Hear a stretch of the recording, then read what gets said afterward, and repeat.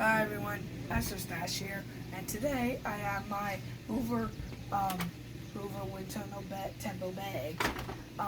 This is my part 3 video about it, and let me tell you, this thing runs very nicely, and I put a new belt in it and a new bag. I'll show you it. There it is. There we go.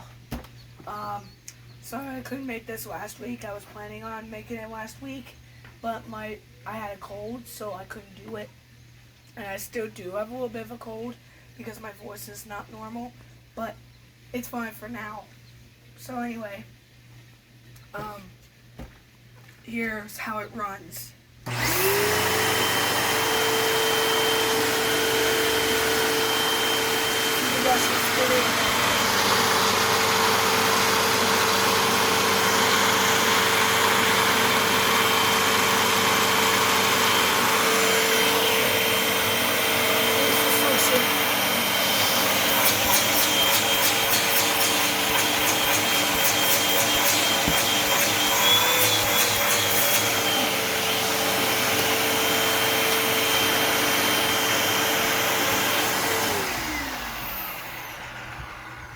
It runs beautifully.